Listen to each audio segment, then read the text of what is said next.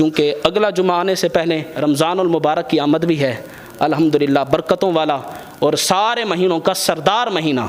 جس طرح سارے دنوں کا سردار دن جمعہ ہے، اسی طرح سارے مہینوں کا سردار مہینہ رمضان المبارک ہے۔ ماہ رمضان المبارک نیکیاں کرنے کا مہینہ ہے، اور یہاں تک کہ اللہ خود فرماتا ہے الصوم لی وانا اجزی بہ، روزہ میرے لیے ہے اور اس کی جزا بھی میں خود عطا فرماتا ہوں۔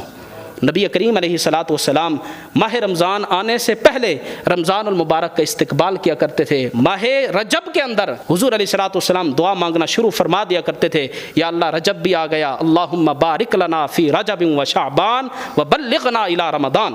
یا وبلغنا رمضان، کہ حضور علیہ السلام فرمایا کرتے تھے یا اللہ رجب کے اندر اور شعبان کے اندر ہمارے لیے برکتیں رکھ دے اور رمضان تک ہمیں پہنچا،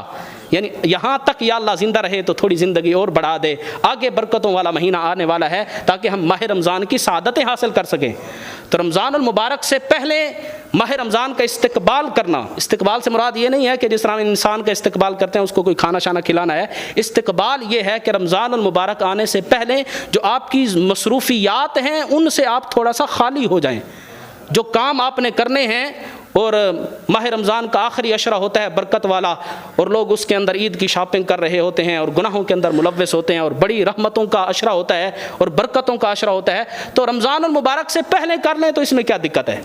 یہ سارے کام آپ عید کی تیاری پہلے کر لیں، اور اپنی مصروفیات سے تھوڑا سا وقت آپ لکھ کر رکھ لیں یا اپنے ذہن بنا لیں کہ اس وقت میں تو میں صرف اپنے رب کو راضی کروں گا، عبادت کروں گا۔ یہ ہے ماہ رمضان کا استقبال، کہ پہلے آنے سے پہلے ہی آپ اپنا شیڈول بنا لیں تاکہ رمضان المبارک کے اندر آپ اپنے رب کو راضی کریں، عبادت کے اندر کچھ وقت لگائیں۔ حضور علیہ الصلاۃ والسلام نے فرمایا من صام رمضان ایمانا واحتسابا غفر له ما تقدم من ذنبہ، جس نے ایمان کی حالت میں اور ثواب کی نیت سے رمضان المبارک کے روزے رکھے، اللہ اس کے پچھلے سارے گناہوں کو معاف فرما دیتا ہے۔ اور فرمایا من قام رمضان ایمانا واحتسابا غفر له ما تقدم من ذنبہ، جس نے ماہ رمضان کی راتوں کا قیام ایمان کی حالت میں ثواب کی نیت سے کیا، اللہ اس کے بھی پچھلے گناہوں کو معاف فرما دیتا ہے۔ رمضان اور قرآن کا ایک تعلق ہے، شہر رمضان الذی انزل فیہ القرآن، قرآن کریم کے اندر اللہ فرماتا ہے ماہ رمضان کا وہ مہینہ ہے جس میں ہم نے قرآن کو نازل فرمایا۔